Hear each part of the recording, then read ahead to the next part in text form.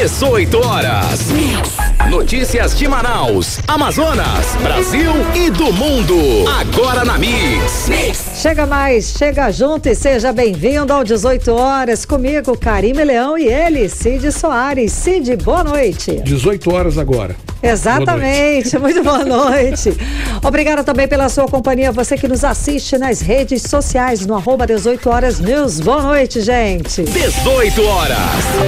E vamos aos destaques do 18 horas de hoje. 1º de maio, Dia do Trabalhador, é marcado por anúncio do aumento do salário mínimo brasileiro. E hoje completa 80 anos a consolidação das leis trabalhistas, a famosa CLT. O Amazonas é o 3º estado com maior número de trabalhadores informais do Brasil. E começou hoje a campanha da vacina bivalente contra a Covid-19. Esses e outros destaques, as informações mais importantes a partir de agora para você aqui em 100,7. Começa agora o programa 18 horas de hoje, dia 1º de maio, e o ano é 2023. 18 horas. E Manaus teve mais um fim de semana super violento. Vários homicídios foram registrados em todas as 5 zonas da cidade. Um deles aconteceu no bairro da União, na zona centro-sul de Manaus. Foi o seguinte, um casal foi baleado porque se recusou a baixar os vidros do carro. Bom, um homem morreu na hora e a mulher ficou ferida e ainda está internada no hospital. Segundo a polícia, as vítimas voltavam de uma festa quando foram surpreendidas por um suspeito armado e eles pediram para que baixassem o vidro do veículo. Como eles não atenderam à ordem, foram baleados. Ai, ai. Bom, Manaus vivendo aí dias de Rio de Janeiro, né, Karime? Pois Você já conhece bem. Outro caso que chocou Manaus nesse fim de semana foi o assalto na Universidade Newton Lins, que teve tiroteio e gerou pânico entre os universitários. O caso aconteceu por volta das 7 da noite de sexta-feira. Segundo relatos divulgados nas redes sociais, foram ouvidos pelo menos 3 tiros no estacionamento da universidade. E aí a confusão, claro, tomou conta das salas de aula, com correria de alunos e professores em pânico. Contudo, o serviço extra gratificado da Polícia Militar não confirma o tiroteio. E teve tiroteio, teve mais tiroteio sim, esse de verdade, viu, Cid? No sábado, um homem foi baleado num tiroteio durante uma partida de futebol na comunidade Campo Dourado, no bairro Cidade Nova, na zona norte de Manaus. Ou seja, esse foi confirmado, o tiroteio. Bom, a situação toda foi registrada por câmeras de segurança, câmeras de celular, porque o jogo ele era transmitido ao vivo na internet. Esse foi o 3º tiroteio em campo de futebol só este ano aqui em Manaus. Em janeiro, 3 pessoas morreram no tiroteio no campo do Teixeirão, na zona leste da cidade. O fato é que seja na faculdade, no campo de futebol, no bairro, na saída da balada, no ônibus, ou seja, em qualquer lugar em Manaus hoje é perigoso e qualquer hora também. Ninguém se sente seguro. A qualquer momento pode ter um tiroteio e um inocente perder a vida. A insegurança total é vivida por quem mora aqui em Manaus, não é, Cid? Pois é, olha, e por esses crimes aí que Manaus hoje é a 3ª cidade mais violenta do país e a 23ª mais violenta do mundo. Todos os dias tem execuções em Manaus e esse número cresce nos finais de semana e nos feriados prolongados. Essa é a nossa triste realidade. 18 horas. E hoje, 1º de maio, Dia do Trabalhador, também se comemora a consolidação das leis do trabalho. A famosa CLT completa hoje 80 anos, com dados preocupantes. Por exemplo, a da informalidade, que se mantém entre 40% dos trabalhadores brasileiros. O Amazonas é o 3º estado com maior informalidade. Além disso, segundo a pesquisa do IBGE, a carteira assinada não é mais o sonho do trabalhador. Vamos conferir os detalhes com Odiné Araújo. No dia 1º de maio de 1943, o então presidente Getúlio Vargas sancionou a lei que criou as bases dos direitos e proteção social dos trabalhadores no Brasil. A CLT, Consolidação das Leis do Trabalho, modernizou as relações trabalhistas em meio ao Projeto Nacional de Industrialização. A CLT foi um compilado de todas as leis relacionadas ao trabalhador. Além de reunir todas elas num texto único, foram acrescidos novos novos pontos. Além de ser um marco na história dos direitos trabalhistas no Brasil, a CLT, que hoje completa 80 anos, sofreu pequenas alterações. Na avaliação da advogada trabalhista Nicole Torres, a mais significativa delas aconteceu em 2017 com a chamada reforma trabalhista. Sob o pretexto de modernizar a legislação e gerar mais empregos, acabou, na verdade, precarizando muitos direitos trabalhistas, inclusive permitindo, por exemplo, que as negociações coletivas pudessem se sobrepor a direitos que já existiam na lei, ou seja, a negociação coletiva poderia retirar direitos. Ao mesmo tempo, se dificultou também o acesso do trabalhador à Justiça do Trabalho, onde ele habitualmente ia reivindicar os seus direitos. E o tal aumento de empregos que foi prometido com a reforma, na verdade, não aconteceu. Aliás, vários dispositivos que foram acrescentados pela reforma trabalhista já foram, inclusive, reconhecidos como inconstitucionais. Então, a meu ver, a CLT chega aos seus 80 anos tendo perdido boa parte de sua essência, que é justamente a proteção do trabalhador. E isso é algo que precisa ser resgatado. Um exemplo de que a reforma trabalhista não gerou o emprego que prometeu é que o Amazonas registrou a terceira maior taxa de informalidade do país no terceiro trimestre desse ano. De acordo com o IBGE, Instituto Brasileiro de Geografia e Estatística, a taxa de informalidade aqui no estado é de 57,1%. Já em nível nacional, mais de 40% dos empregos e ocupações no país são informais. Para a advogada trabalhista Nicole Torres, a CLT chega aos 80 anos pedindo maior atenção nas novas formas de trabalho, como nas plataformas digitais e aplicativos. Mas mesmo perdendo parte de sua essência, a CLT ainda é hoje o ponto de referência dos direitos trabalhistas. Mesmo tendo perdido parte de sua essência, a CLT ela ainda é hoje o grande ponto de referência em termos de direito dos trabalhadores. É ela que assegura, por exemplo, na prática, direitos básicos aos empregados, como férias, 13º ou mesmo uma limitação de jornada. E também é a CLT quem regulamenta o acesso dos trabalhadores à Justiça do Trabalho e qual o passo a passo do desenvolvimento de uma reclamação trabalhista na prática.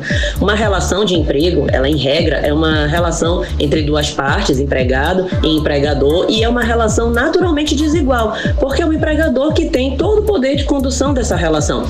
Então, o que esses direitos previstos na CLT fazem é tentar equilibrar essa relação empregado-empregador, permitindo que o trabalhador de carteira assinada tenha uma relação de trabalho mais nivelada e assim ele possa dispor de mais segurança e também de mais qualidade de vida. A pesquisa do IBGE apontou ainda que ter a carteira de trabalho assinada já está fora das expectativas da maioria dos trabalhadores desde 2015. Odinei Araújo para o 18 horas. Você está ouvindo 18 horas.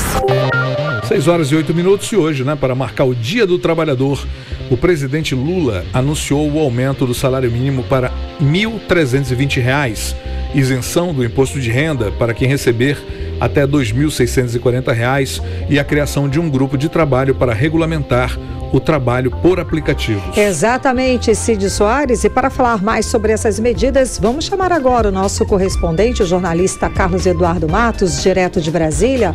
Cadu, muito boa noite, Cadu. Seja bem-vindo. Chega junto, Cadu. Então, tanto o valor do salário mínimo quanto o valor aí dessa isenção para o imposto de renda ficaram abaixo das promessas de campanha do então candidato Lula, não é, Cadu? Conta mais pra gente. Boa noite, Karime. Boa noite, Cid Soares. Boa noite, ouvintes do programa 18 horas. Com relação ao imposto de renda de pessoa física, Karime, o presidente Lula vai ficar devendo. Na campanha eleitoral, ele prometeu isentar os trabalhadores que recebem até R$5 mil. Inclusive, isso fez parte da plataforma de governo, mas não foi o que aconteceu. O governo vai isentar os trabalhadores que recebem até R$ 2.640. Hoje, o presidente participou de um evento dos trabalhadores lá em São Paulo, e disse que até o fim deste terceiro mandato dele, ele vai cumprir a promessa de isentar aos trabalhadores que recebem até R$5 mil. E quanto ao salário mínimo, Karime, o aumento foi só de R$18, mas esse reajuste, que é o segundo só esse ano, retoma a política de valorização real do salário mínimo com base na inflação, que essa também era uma promessa de campanha. Então ele está cumprindo pouco, mas está cumprindo. E para compensar as perdas de arrecadação do imposto de renda, o governo tomou 2 medidas, cara. A primeira é que ele vai tributar os rendimentos no exterior, que é pega um pouquinho os mais ricos, tá? Mas pega uma boa parte da média e um pouquinho dos mais ricos, mas não é aquilo que se desejava em campanha, de tributar os mais ricos, né? Que isso era também uma ideia, inclusive o próprio Ciro Gomes, na época da campanha, né? Lula também chegou a falar isso com muita fragilidade, mas ele não colocou em prática essa ideia de tributar os mais ricos para ter mais arrecadação. Ele preferiu fazer essa questão de tributar os rendimentos no exterior. E a segunda medida é o aumento da taxa do MEI, que é o microempreendedor individual. Dependendo da atividade, o valor que vai variar entre R$ 62 e R$ 74 reais. Ou seja, o microempreendedor individual, tem milhões hoje no Brasil, vão ter o reajuste daquela taxa que é necessário pagar todo final de mês. Nesse evento em São Paulo, que eu acabei de mencionar, Karime, o presidente Lula fez outra promessa, que é a de que vai isentar o imposto de renda sobre o PLR, que é a participação nos lucros e dividendos. Aí em Manaus, algumas indústrias da Zona Franca pagam PLR, né? As grandes empresas aí, que mas no contra-cheque tá lá o desconto no imposto de renda, né? Acaba que essa gratificação muito bem-vinda, que acaba pagando IPVA, né? Paga o IPTU em cota única, ajuda bastante o trabalhador, vai para o caixa do governo. E aí o trabalhador nem vê a cor do dinheiro.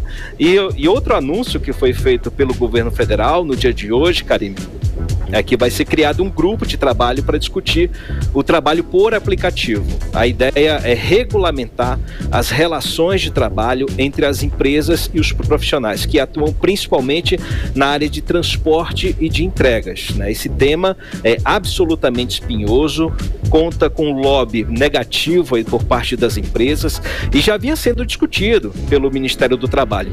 Inclusive nós falamos sobre esse assunto aqui no 18 horas, mas a ideia é apressar, já o governo entrou com um decreto, né, viabilizando, criando esse grupo de trabalho para que seja apresentada uma proposta ao Congresso Nacional ainda esse semestre. Então teremos fortes emoções lá na frente, porque as empresas por aplicativo, elas não querem jamais que haja uma regulamentação da atividade. Nem mesmo alguns trabalhadores, viu, cara? É importante a gente frisar. Quem hoje trabalha, principalmente como Uber, 99, alguns entregadores também, preferem que seja assim, mas o governo ele quer de uma forma providencial, inclusive, porque ele pensa também na arrecadação previdenciária, que haja um recolhimento da parte previdenciária, ou seja, que as empresas desses aplicativos, eles ficam isentos de várias contribuições trabalhistas, mas não podem deixar de arrecadar a parte previdenciária. Tem gente que concorda e tem gente que não concorda, então é um assunto que deve render muito pano para manga lá na frente. Karime Cid. Bom, eu desconcordo de tudo isso aí. Vou logo desconcordando. O problema é tirar emprego ou alternativa de emprego para milhares de pessoas que ficaram desempregadas, principalmente depois da pandemia, né? Então, taxar e tal, regulamentar é sempre legal, mas a questão é essa, tirar o trabalho de muitas pessoas. É terrível isso, né? As grandes fortunas não se taxa, aí você pega o pessoal do MEI. Uber. Cara, do Uber. É brincadeira. Vai em cima do pobre. Esse é o governo. Mas enfim. Cadu, 5 dos 8 deputados aqui do Amazonas se posicionam contra a PL das fake news, que deve ser votada essa semana ainda. Quem são eles aí, Cadu? Cid Soares, meu querido, são os deputados federais Capitão Alberto Neto, certo. Fausto Júnior, Silas Câmara, desses 3 aí nenhuma surpresa, né? Adail Filho e Amon Mandel. Até hoje eu vou perguntar do deputado qual é o nome certinho, viu? Mandel. Amon Mandel. Mandel, pronto, vou falar a partir de hoje, Amon Mandel. É isso. Ou seja, gente, mais da metade da bancada do Amazonas, na Câmara dos Deputados, já se posicionou contra o PL das fake news, viu? Se a bancada do Amazonas, que é totalmente desunida, ela já se posicionou em torno de uma pauta, imagina os outros estados, imagina as outras bancadas, tá tudo errado. Gente, na verdade, o que eles estão seguindo aí, esses parlamentares nossos aí, estão seguindo a orientação de seus partidos. Por quê? O PL e o Republicanos, que são os partidos de Capitão Alberto Neto, Silas Câmara e Adail, estão fechados contra o PL das fake news. Inclusive, os presidentes nacionais desses partidos já foram às redes sociais e se pronunciaram contra o PL. Já a União Brasil, como sempre, está dividido. E o deputado Fausto Júnior está no lado contra, né? Porque ele é um parlamentar que se elegeu na base da oposição. O Cidadania liberou a bancada, ou seja, autorizou os parlamentares a se posicionarem da forma como acharem prudente, né? Até porque é um partido pequeno, inexpressivo, mas com alguns parlamentares expressivos, no caso. E no caso, o deputado Amon Mandel reclama que não houve um debate mais aprofundado. Por isso, ele disse que ele vai votar, pretende votar não. Debate houve, na verdade, viu, gente? Ele que não participou nos últimos anos, porque o PL das fake news foi criado no mandato passado.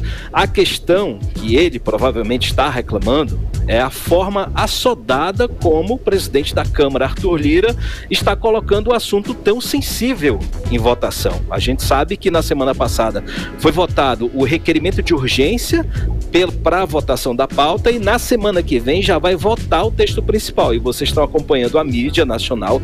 O assunto do momento é o PL das fake news. O assunto está politizado agora, não tem nem como eu dizer o que é. Eu recomendo até aos nossos amigos ouvintes, vai lá no site da Câmara e vê o que é. Porque se eu explicar aqui, vão dizer, o Cadu é contra, o Cadu é a favor. Todo o debate está politizado. Bolsonarizaram e lularam o debate do PL das fake news, né? Agora, por conta dessa polêmica, dessa politização, agora está sendo discutida o adiamento da votação do PL das fake news. Hoje à tarde, o presidente da Câmara, Arthur Lira, se reuniu com as lideranças partidárias e as lideranças partidárias foram taxativas. Disseram, ou tira o PL da pauta, ou a gente vai travar tudo. Né? Então a oposição, alguns partidos de centro estão se posicionando contra, porque eles acreditam que o PL das fake news nada mais é que a regulação das redes sociais. É a mão pesada do governo sobre os conteúdos das redes sociais. Isso pode prejudicar a liberdade de expressão para muitas pessoas, né? Porque parlamentar já está imune ali, no projeto já está tudo direitinho para ele. Está lá escrito, a imunidade parlamentar se estende dentro desse projeto. Então, ele está reclamando com relação ao cidadão comum. E tem parlamentar também falando que as empresas vão ser prejudicadas. Como as plataformas digitais vão ter que aumentar o rigor fiscalizatório, isso significa que vai ter que cobrar mais caro para os anúncios, para os impulsionamentos. Então, esses são os argumentos aí. Já o governo pensa que é preciso combater pedofilia, racismo, os conteúdos ideológicos extremos, né, de extrema direita, extrema esquerda, tudo isso precisa ser combatido. Quem está certo? Não sei, gente. Não sei. Vamos aguardar aí a votação. De cada, né?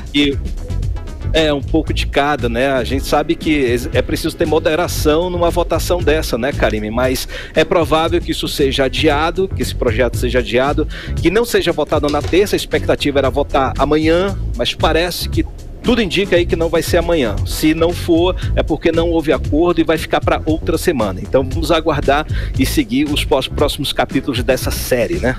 Karime Cid. Cadu, para finalizar, Cadu, você já falou aqui pra gente que teremos parlamentares do Amazonas viajando para a França. E agora tem também deputado viajando para a Áustria. Estamos assim tão internacionais, Cadu? Conta mais sobre isso. A gente está internacional, nossa bancada, né? Se posicionou antes de sair do Brasil, se posicionou contra as PL das fake news e pegou passagem e foi embora. Mas é isso, agora quem está fora do Brasil é o deputado Amon Mandel, né? O deputado Amon Mandel, ele está na Áustria, né? A convite, né, do governo austríaco, ele está em Viena, onde ele foi conhecer alguns projetos na área de energia renovável, né? E um projeto em destaque é um projeto que transforma esterco e até fezes humanas em energia. Então, isso é um dos projetos em destaque que ele está observando lá.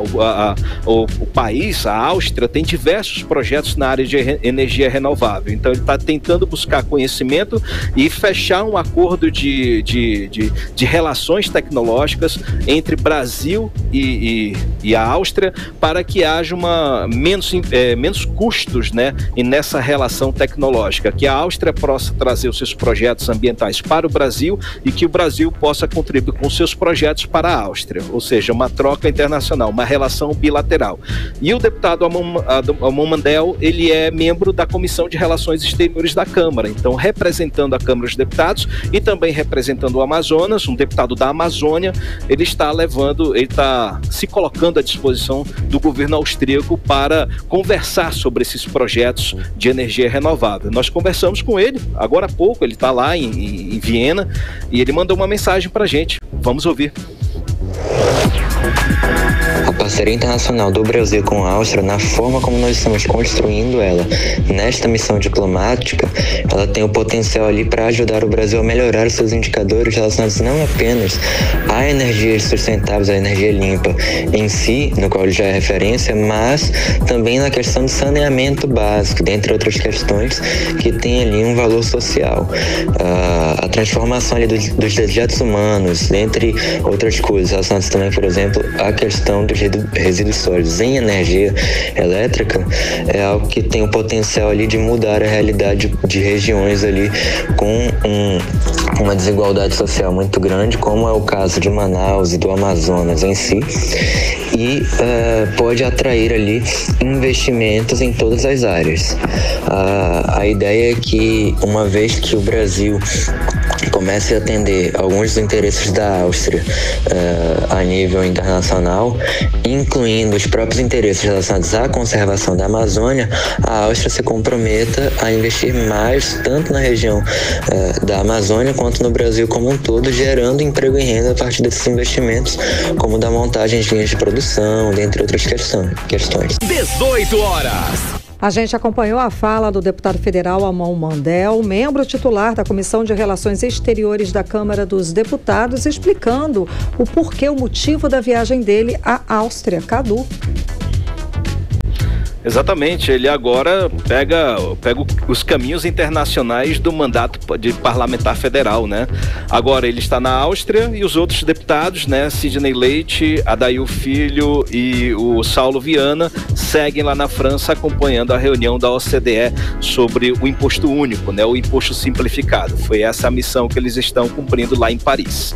Volto com vocês. Karime Cid, um abraço para vocês. Tchau, tchau. Obrigada pelas informações, Cadu. Boa noite, bom trabalho. Tchau, gente. Até amanhã. Até amanhã. 18 horas. E a história da capivara Filó não acaba, teve outro capítulo. Depois de muitos protestos, denúncias e espera, Filó voltou para o seu habitat, onde vivia com o influencer Agenor Tupinambá, na zona rural do município de Altazes, na zona metropolitana aqui de Manaus. Pois é, a devolução foi determinada pela Justiça Federal, que concedeu a guarda provisória do animal ao fazendeiro e influenciador digital. A repórter Nathalie Moraes tem mais informações. A capivara Filó foi devolvida ao influencer Agenor Tupinambá neste domingo após decisão judicial. O tutor já encontrou o animal e as imagens foram postadas em vídeos publicados nas redes sociais. A devolução foi determinada pela Justiça Federal, que concedeu a guarda provisória do animal. Agenor Tupinambá chegou a entregar a capivara ao IBAMA na última quinta-feira, após ser denunciado por suspeitas de maus tratos e exploração animal. Ele também foi multado pelo órgão ambiental em R$17 mil. Na decisão, o juiz Márcio André Lopes Cavalcante destaca que Agenor vive em perfeita simbiose com a floresta e os animais que ali vivem. Uma manifestação foi realizada na manhã deste domingo em frente à sede do IBAMA aqui na capital. Os manifestantes pediam a imediata soltura do animal, que estava em posse do órgão ambiental.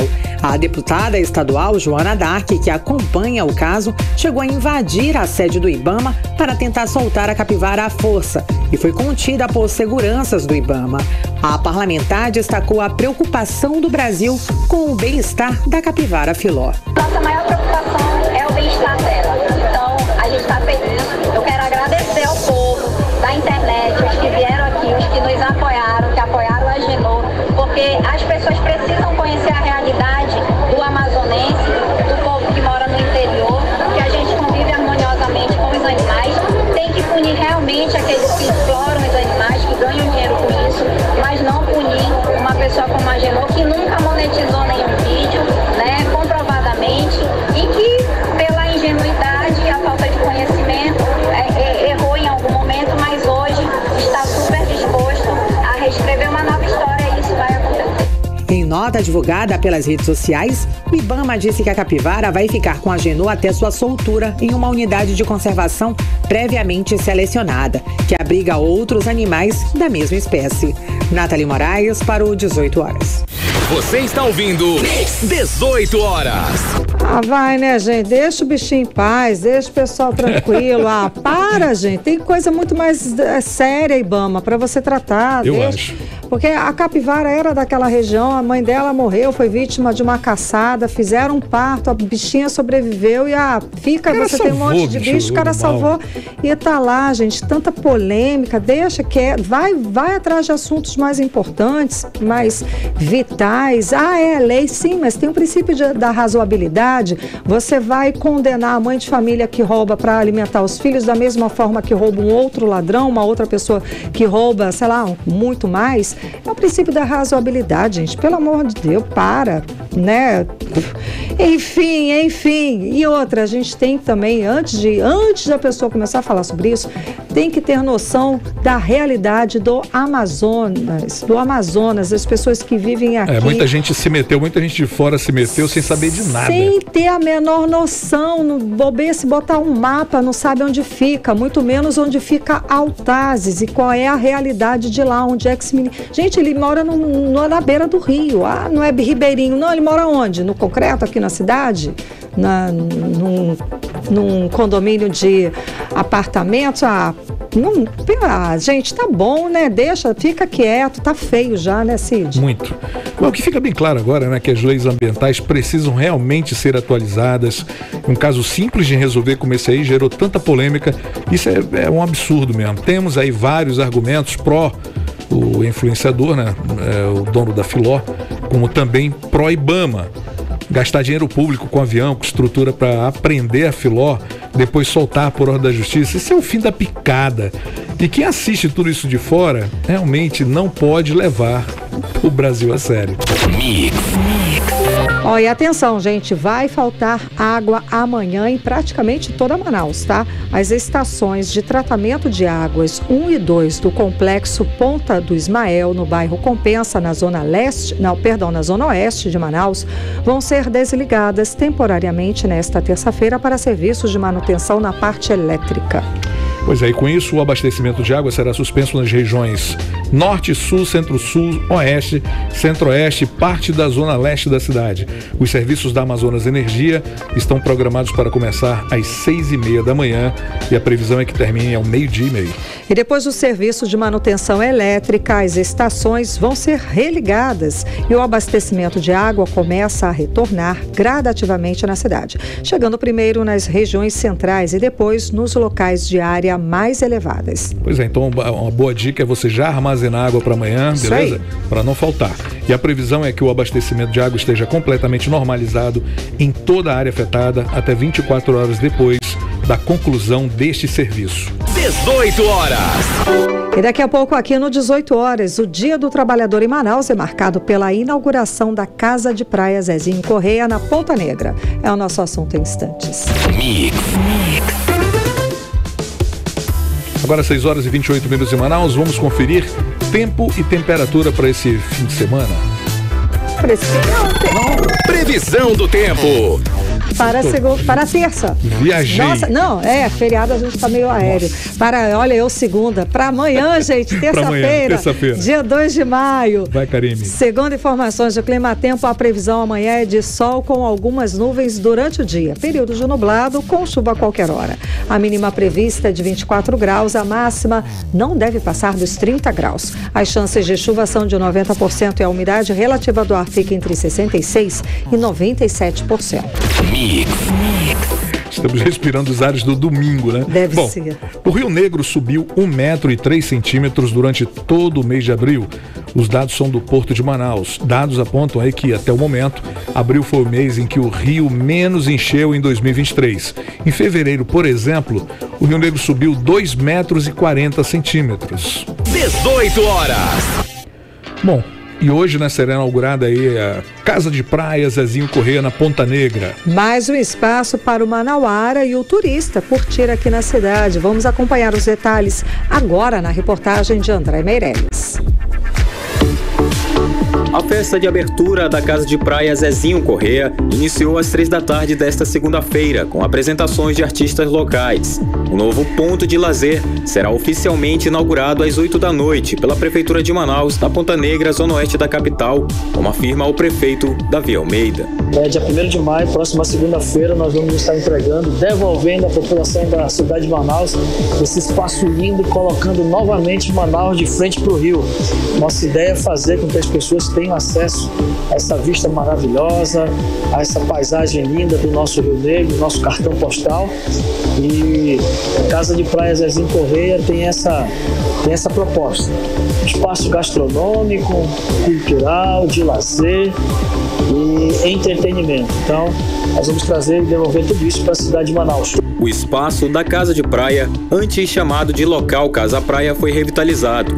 O local recebe o nome Casa de Praia Zezinho Corrêa, em homenagem ao cantor amazonense que morreu em 2021. Com a reforma, o local foi convertido em espaço multiuso, com foco no lazer, turismo, negócios, artesanato e gastronomia. A área de 1.650 metros quadrados inclui ainda um restaurante, 4 operações de lanchonetes, administração, banheiros, playgrounds, palco, áreas de convivência e área para exposição de artesanato. Conforme o prefeito, à noite ocorre a atração nacional. O cantor Frejá se apresenta logo após a solenidade de inauguração. Temos algumas atrações nessa festa do dia 1º, né, o Dia do Trabalhador. Temos o Frejá, o Renato Russo, Cover, temos aqui também o Wendel Pinheiro, Jorge Japa, uma programação extensa na segunda-feira, convidando a todos vocês. O acesso na área de praia da Ponta Negra é gratuito de segunda a domingo, de 8 da manhã até as 10 da noite. O local também dá total acessibilidade a qualquer pessoa, com rampas e plataformas elevatórias. André Meirelles para o 18 horas. Você está ouvindo 18 horas. E a Secretaria Municipal de Saúde deu início à campanha da vacina bivalente contra a Covid-19 como dose de reforço para pessoas a partir de 18 anos de idade. A vacina vai estar disponível em 75 postos de vacinação distribuídos em todas as zonas da capital a partir desta terça-feira, como explica a repórter Nathalie Moraes. A campanha coordenada pela Secretaria Municipal de Saúde iniciou a oferta bivalente no dia 15 de fevereiro deste ano, com a aplicação das doses de reforço em 7 grupos prioritários, seguindo uma recomendação do Ministério da Saúde. Segundo o vacinômetro municipal, desde o início da campanha, mais de 70 doses da vacina bivalente foram aplicadas aqui em Manaus até a última sexta-feira. O subsecretário de Gestão em Saúde da Censa, Djalma Coelho, falou sobre a distribuição da vacina e garantiu a cobertura vacinal para o público-alvo da nova etapa. Essa atualização das vacinas é algo que acontece constantemente, não só com a vacina que deixou de cobrir apenas a variante original, mas também a variante ômega e subvariantes. É algo dinâmico, é algo que sempre vai estar acontecendo. Para receber a vacina bivalente, os usuários podem ter o esquema vacinal primário completo com 2 doses e ter recebido a última dose, a segunda dose ou alguma dose de reforço há pelo menos 4 meses. A diretora da Unidade de Saúde da Família, Ângela Santos, explicou que as pessoas que ainda não tomaram nenhuma dose ou não completaram o esquema vacinal primário com a segunda dose devem receber a vacina monovalente. A diretora da unidade destacou ainda que a vacina contra a influenza, a gripe, também está disponível para atender a população. Nós também estamos convocando toda a população para vir fazer a vacinação da influenza.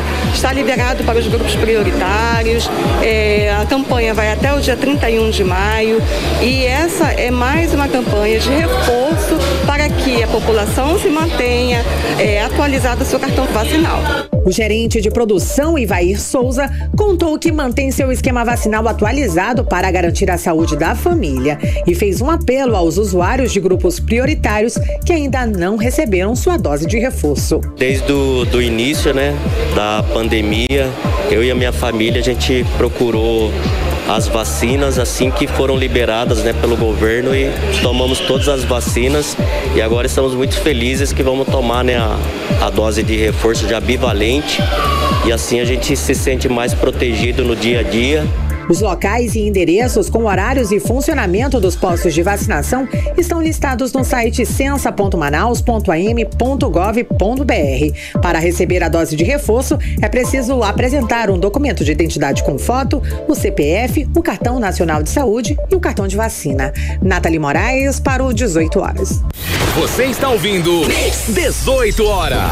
E o preço médio do gás de cozinha aqui no Amazonas está 3% mais caro a partir de hoje, 1º de maio. A informação é do Sindigás, que representa as distribuidoras do setor. O que acontece é que a partir de hoje o ICMS sobre o produto passa a ser cobrado por alíquota única válida para todo o Brasil.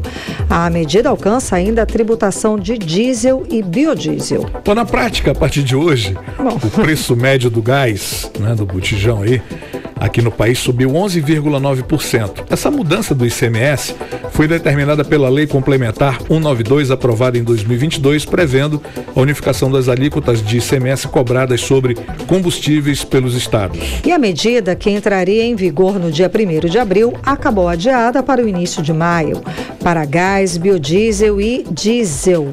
Isso tudo para permitir que as unidades da federação fizessem os últimos ajustes para a implementação do novo modelo de tributação. 18 horas. 4 garimpeiros morreram no domingo à noite durante a operação de fiscalização no garimpo ilegal, conhecido como Ouro Mil, dentro da terra indígena Yanomami. Agentes da Polícia Rodoviária Federal e do IBAMA foram recebidos a tiros por garimpeiros ilegais que atuam na região. O repórter André Meirelles, ele acompanhou os desdobramentos dessa operação e traz agora, conversando com a gente ao vivo, mais detalhes sobre o assunto. Muito boa noite, André. Então, o clima ainda está tenso na região onde aconteceu esse confronto?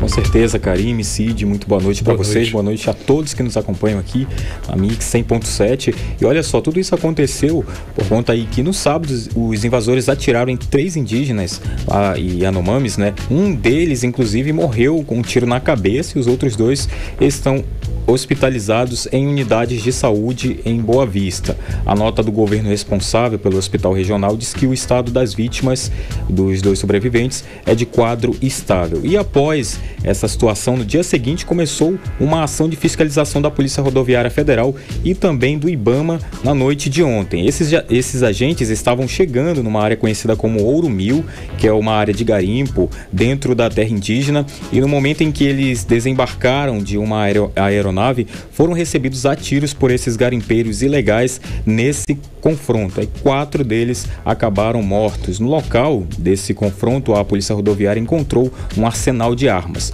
Para se ter uma ideia, tinha até fuzil ali no meio desse arsenal. Além disso, foi encontrado também 3 pistolas e muita munição, inclusive de diferentes calibres. A Polícia Rodoviária Federal, Karim Cid, acredita que esses criminosos tenham relação com uma facção que atua em São Paulo, uma facção criminosa, o PCC, mas que também tem redes espalhadas por outras regiões do Brasil e que inclusive atua nessa região de garimpo ilegal no território indígena Yanomami, que fica ali no estado de Roraima. Como eu disse, nesse local de confronto foi encontrada diversas armas e por conta de toda essa situação, esta não é a primeira vez, inclusive, que agentes federais são recebidos a tiros por garimpeiros ilegais na terra indígena. Recentemente, há um histórico aí apontando que essas ocorrências em outros acampamentos que foram construídos ali, acampamentos clandestinos nessas comunidades indígenas, sempre estiveram ali na tentativa de inibir o trabalho de desintrusão das terras desmarcadas. E agora pela tarde, as ministras dos povos indígenas de saúde, Nízia Trindade, e a do meio ambiente, Marina Silva, desembarcaram em Boa Vista. Elas concedem nesse momento uma entrevista coletiva onde falam sobre esse atentado entre os garimpeiros ilegais e os agentes do confronto ocorrido aí entre a Polícia Rodoviária e também o IBAMA. Elas também debatem sobre as ações que o governo federal planeja fazer naquela região. E logo após esse episódio, que também participa dessa comitiva, são representantes do Ministério da Justiça, do IBAMA e também da FUNAI. O envio da comitiva foi confirmado pela ministra dos Povos Indígenas, a Sônia Guajajara, ali na rede social, no Twitter. Por lá, ela manifestou repúdio às ações de desintrusão desses criminosos. Em outra publicação, ela pede reforço por parte do ministro da Justiça e Segurança Pública e da Polícia Federal para apurar informações sobre esse caso. E em nota, a Polícia Federal diz que, com o apoio da Força Aérea Brasileira e da FUNAI, enviou na madrugada de ontem, de domingo, 2 equipes ao local, segundo eles, com o intuito de investigar o ocorrido e interromper eventuais agressões que ainda estivessem em andamento. Conforme a nota, os indígenas teriam entrado em confronto e trocado tiros com os garimpeiros na data de sábado, dia de sábado. E durante as diligências, a Polícia Federal apurou indícios dos crimes cometidos contra esses indígenas e ouviu testemunhas, realizou perícia no local do crime e agora aguarda a elaboração dos respectivos laudos e relatórios para seguir aí com as investigações. O corpo do indígena baleado aí, ele foi encaminhado para o Instituto Médico Legal para que, através dessa elaboração de laudo, ocorra mais investigações ainda. E agora é só aguardar os próximos passos da operação e das investigações para identificar outros suspeitos da prática desse crime, que se trata agora, não só de garimpo ilegal, mas sim de tirar a vida de inocentes, de pessoas que têm lutado ali para sobreviver no seu território. Karime, Cid. Obrigada pelas informações, André Meirelles. Boa noite. Boa noite. 18 horas. Gente, os negócios com fornecimento de marmitas estão em alta no Brasil, só que no Amazonas cresceram 40%. Levantamento do Sebrae aponta a tendência do segmento do ramo de alimentação na comparação ao período pré-pandêmico. Os detalhes agora com Odineia Araújo.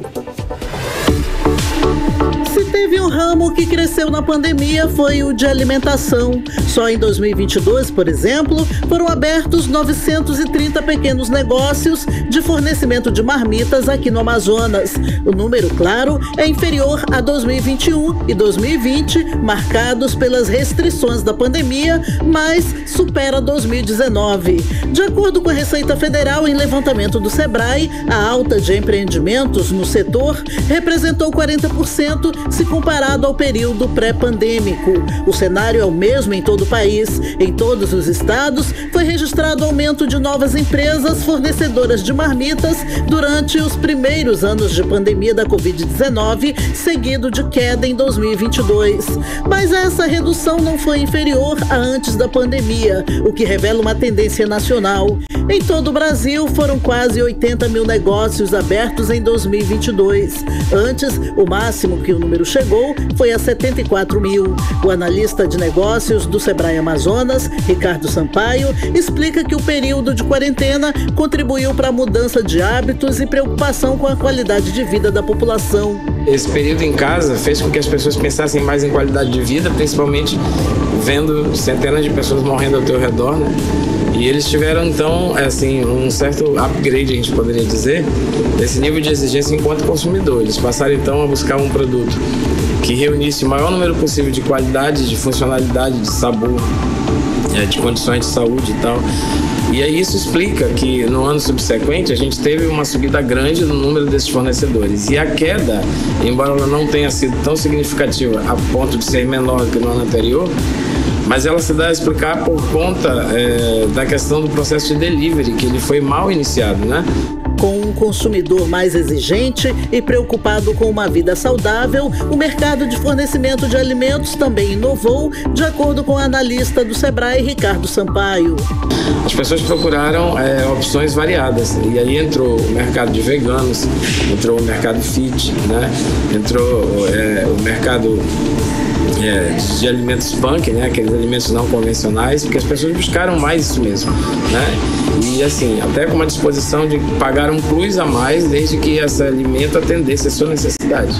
Ainda há espaço para aqueles que de fato atendam essa real necessidade do consumidor, né? Quem se beneficiou muito com o crescimento do setor e da maior exigência do consumidor foi Manuela Genício, que começou a fornecer sopas e sucos veganos. Decidi vender marmitas e em seguida optei por marmitas veganas, que era uma coisa que não tem em Manaus, não tinha na época em Manaus marmitas veganas congeladas, e resolvi empreender nessa área de delivery vegano, onde a gente trabalha com marmitas veganas de 300 gramas, de 500 gramas, sopas, detoxes e suco. A área da gastronomia vegana é um setor que está subindo bastante, é um público que está tendo muito, até porque a maioria dos meus clientes eles não são veganos, são pessoas que buscam uma alimentação melhor, buscam qualidade de vida, longevidade, buscam ter saúde. Então, muitos dos alimentos que eles encontram em uma dieta onívora não tem na área vegana. Eles buscam a saúde, acima de tudo, mudando de hábitos. Vamos lá. Odinaia Araújo para o 18 horas. Você está ouvindo 18 horas. Muito bem, 6 horas e 45 minutos em Manaus. Vamos agora conferir o tempo e temperatura para essa noite. É com você, Karine. Previsão do tempo. Segundo informações do Clima Tempo, a previsão é de chuva a qualquer hora, períodos de nublado também. A mínima prevista é de 24 graus, a máxima não deve passar dos 31 graus. As chances de chuva são de 90%. E a umidade relativa do ar fica entre 62% e 98%. Mix. Chegou a hora de conferir os bastidores da política local, da política amazonense, com a jornalista Cíntia Blink. Cíntia, muito boa noite, Cíntia. Então, o governador Wilson Lima e o prefeito Davi Almeida aproveitaram o feriado do Dia do Trabalhador para anunciar novidades, né? Oi, Karime, Cid, todo mundo que está com a gente na 100.7. Pois é, o prefeito Davi Almeida está aí nos preparativos para a entrega da casa de praia Zezinho Correia, que acontece daqui a pouco às 20 horas. A gente já falou bastante sobre isso aqui no 18 horas. Tanto que o nome, né, Zezinho Correia, foi um nome de forma interativa decidido aí, teve uma votação e então todo mundo participou um pouco disso. Se fala sobre essa entrega da casa de praia há um tempo e enfim, hoje chega a hora da inauguração.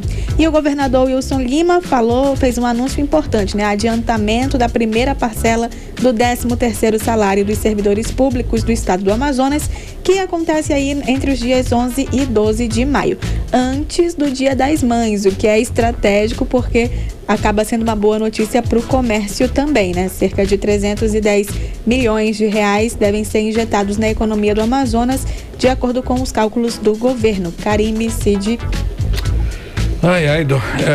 São coisas boas, né, cara? Bom, nesse caso aí... No caso da Capivara Filó, né? A deputada Joana Dark ganhou politicamente com toda essa polêmica, Blink. Ganhou. Vamos falar sobre isso. Vamos destrinchar essa história sem emoções aqui, sem paixões, por favor, nessa bancada. Não vai ter. Olha só. Eu não quero discutir sobre Joana Dark entrar no IBAMA e fazer o que fez e tudo isso. É correto ou não? A Capivara deveria ficar com a Agenor ou deveria ficar com o IBAMA? Não. Vamos olhar agora para a deputada Joana Dark se movimentando nisso tudo. Ela cresce politicamente com esse episódio da Capivara, ok? Concordamos aqui que ela cresce? Sem dúvida. Todo mundo conhece ela, né? Exatamente. E isso é um ponto bem legal que a Karime levanta. Todo mundo sabe o nome Joana Dark. Todo mundo no Brasil hoje já pode ter ouvido falar de Joana Dark. O que é muito difícil para um deputado estadual. Quantos deputados estaduais você consegue ter na cabeça agora? Joana Dark é uma porque por causa desse caso da capivara filó, que tem todo um carisma envolvido, né? Toda uma polêmica. Ou o próprio Agenor é um TikTok, então ele é uma pessoa aí das redes sociais. Hoje, o Whindersson Nunes, que é um homem que ultrapassa as redes sociais, né? Ele surge ali nas redes sociais, mas ele também é conhecido do público amazonense. Ele pergunta: nossa, tô preocupada, quero saber se a Filó já almoçou.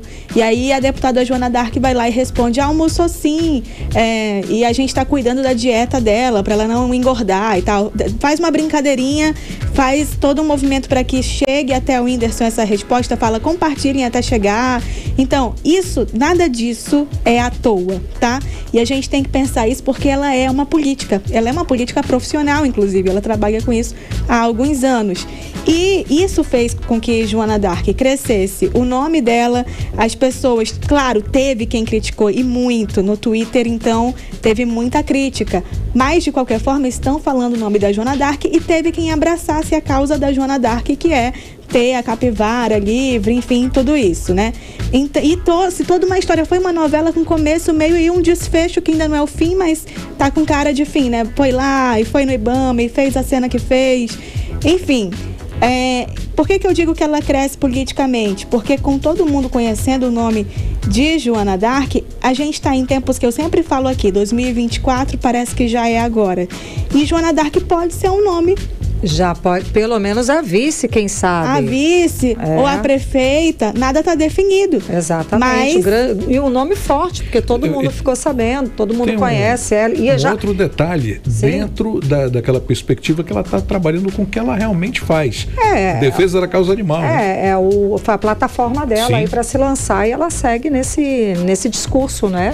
Ela leva o assunto para a Assembleia Legislativa, depois isso cresce nas redes sociais, toma uma proporção gigantesca, porque nomes como Luísa Mel entra na história, o Whindersson fala, Guto TV, que é outro que também é grande, ali fazendo paródias. Teve a Roberta Miranda Miranda, que também. Aí já não é só rede social. Exato, já extrapolou muita coisa. Ultrapassou, né? Exato. Pois é, e aí Joana D'Arc, que já veio na última eleição, ela foi a segunda mais votada, não é entre mulheres, a segunda mais votada entre todos os candidatos a deputado estadual. Olha aí. Então, há alguma dúvida de que ela seria, de novo, pro ano que vem, votada no ano na próxima eleição? Não, ela está muito confortável. Quando ela coloca esse tipo de pauta dessa forma, ela tem o apoio que precisa para ser reeleita, e por isso a gente começa a falar, quem sabe, em uma candidatura para o Poder Executivo, porque nomes do Poder Executivo a gente costuma conhecer, a gente sabe quem é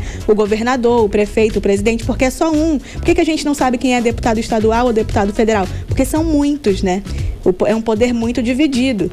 Mas ela consegue quebrar essa bolha por conta de uma história como essa, que é contada ali quase com a jornada do herói ali, né? Foi perfeita, muito estratégica, bem a jornada do herói mesmo. Ela levantou essa causa muito sabiamente. Ela só não conseguiu ficar mais popular do que a própria capivara filó, porque tem meme rolando nas redes sociais de que se a eleição tivesse hoje, não ia ter para Davi Almeida, não ia ter para Amamandel, não ia ter nem para Joana D'Arc, mas vence capivara filó, tal qual Macaco Tião no Rio em 88. Maravilhoso. Como esquecer, né? Como esquecer. Exatamente. Foi uma campanha feita pelo Cacete Planeta na época, os humoristas. Eles fizeram, porque na época foi se escrevia voto de protesto, na nota, tá, né? gente? Era no papel. Era no papel. E foi um voto protesto, e eles lançaram no programa de humor deles, a Globo, a candidatura do Macaco lá no zoológico, e ele ganhou, viu? Ele teve mais votos, claro que no caso o segundo lugar que ficou com a vaga, né, que era um ser humano, mas o Cacete Planeta fez questão de ir lá entregar faixa e tudo isso. Foi. Nesse caso, hoje, capivara filó é a mais popular do Amazonas, só que eu não sei se ela pretende se candidatar aí, como é o caso do Macaco Tião. E aí, gente, foi isso sobre Joana D'Arc. Acho que ela cresceu, independente da gente ter uma ideia de agiu bem, agiu mal, independente fim da história. Mas o fato ela tá mais conhecida, ela tem um capital político para colocar uma vice-prefeitura na mesa, enfim. Ela pode trabalhar com isso de alguma forma. E ela tá fazendo, viu? Nada que um político faz é à toa. Qualquer movimento é um sinal e qualquer movimento é voto. É isso. Eu só sei que tem gente querendo que ela lute pelas causas alheias, como a dos memes do urubu. Vamos parar com a graça? Tu vai dando pilha pra esse negócio? Não vou dar pilha, não. É um meme que tá rolando. Joana Dark, por favor, ajuda o urubu, que ele tá apanhando muito. Poxa vida, Flamengo. Também não tá tão ruim assim. Ela não é das causas impossíveis. Né? Olha, boa. Obrigada, Cíntia Blink, pelas informações. Boa noite, bom trabalho. Tchau, tchau. Boa noite, até amanhã. 18 horas. Esporte. Chegou a hora da gente falar sobre esportes com ele, Cid Soares. O que temos para hoje, Cid? Buenas, hoje nós temos tá robusto o negócio aqui. Vou começar falando das nadadoras amazonenses que quebraram recordes, conquistam um troféu na Copa Norte de Natação lá no Maranhão. É o Caio Arcos e a Pietra Menezes que alcançaram o troféu Leônidas Marques de melhor índice técnico da competição em suas categorias. Caio e Pietra, só para você ter uma noção, Cacá, foram os atletas que mais vezes subiram no pódio na Copa Norte de Natação, conquistando ao todo 19 medalhas para o Amazonas. Nossa. E para participar dessa competição, né, que aconteceu lá em São Luís do Maranhão, os nadadores de 18 e 12 anos contam aí com o apoio do governo do estado por meio do projeto Voo Campeão, coordenado pela Fundação Amazonas de Alto Rendimento. Na categoria Júnior 2, o Caio Arcos garantiu 7 medalhas de ouro, 2 de prata e 1 de bronze. Foram aí 3 recordes nas provas de 200, 100 e 50 metros. Nado Costa, seu ótimo desempenho na competição nacional resultou em 2 troféus, o de melhor eficiência, entre eles o troféu Leônidas Marques, com o melhor índice técnico. Caio é membro do Projeto Amazonas nas Olimpíadas de Paris 2024. E claro que a gente vai dar aquela força aqui, né? Sem Tem dúvida. 3 dias de competição. Pietra Menezes participou de 12 provas e conquistou 12 medalhas, sendo 9 de ouro, 2 de prata e 1 de bronze. Foram 6 recordes batidos na categoria infantil. A nadadora alcançou seu objetivo, conquistou o troféu Leônidas Marques de melhor índice técnico da competição na prova de 50 metros nado livre. E olha, agora vamos falar de atletas indígenas mirins, que vence o Campeonato Brasileiro de Jiu-Jitsu lá em São Paulo. Isso aconteceu no último sábado, né? As lutadoras da etnia Cocama trouxeram medalha de ouro para o Amazonas. Trata-se da Ana Isabelle, de 11 anos, e Ana Isabel, de 8. Já no primeiro dia do evento, elas venceram o Campeonato Brasileiro de Jiu-Jitsu, que rolou lá em São Paulo, como eu falei. Isabelle subiu no pódio ao ganhar a medalha de ouro na categoria infantil peso pluma, e a Ana Isabel conquistou o primeiro lugar na categoria mirim. Quem comemorou muito mesmo essa vitória das lutadoras foi o diretor-presidente da Fundação Estadual do Índio, Sinésio Trovão, que considera, né, de extrema importância o fortalecimento da presença indígena no esporte brasileiro. Em 2022, elas duas ganharam medalha de ouro na categoria mirim durante a Copa América de Jiu-Jitsu, realizada aqui em Manaus. E recentemente, Ana Isabelle ganhou o campeonato Amazon Grand Slam Jiu-Jitsu na sua categoria. E olha, lembrando que o Campeonato Brasileiro 2023 tem um novo líder, é o Botafogo. Ai. Eu jurava que ia ser o Flamengo, mas perdi já a esperança. Bom, chama a Joana Dark para ajudar o urubu.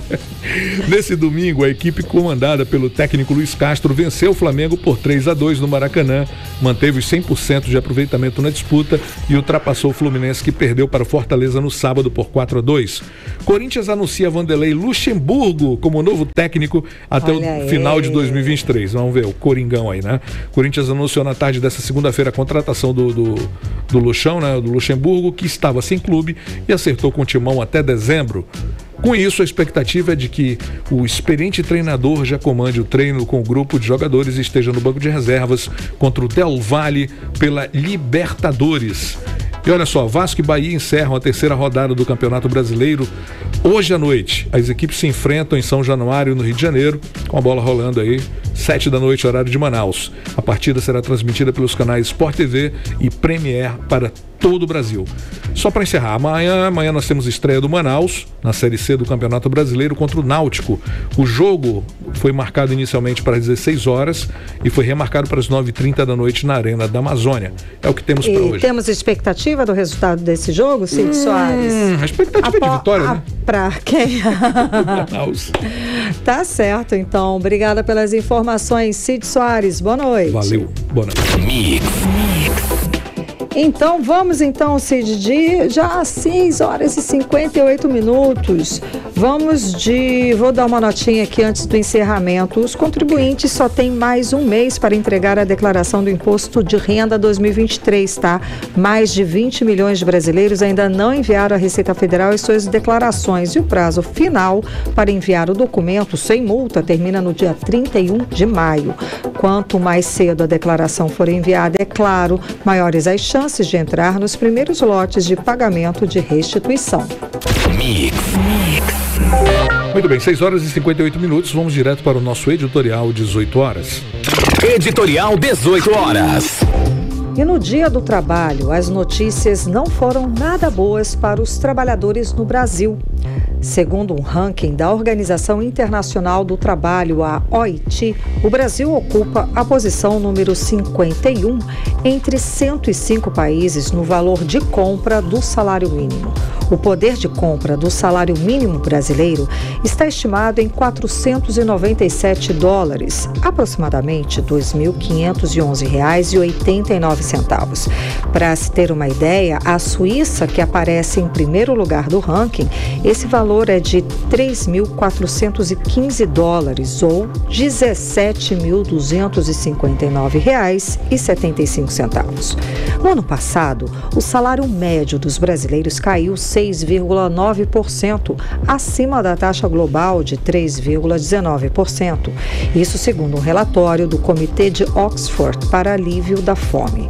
A partir de hoje, o salário mínimo do Brasil passa para R$ 1.320. O governo busca discutir uma política de valorização permanente do salário mínimo a partir de 2024. Até lá, o trabalhador que recebe o mínimo faz mágica de ir vivendo aos poucos, com pouco, com dinheiro que sempre acaba bem antes do final do mês. 18 horas.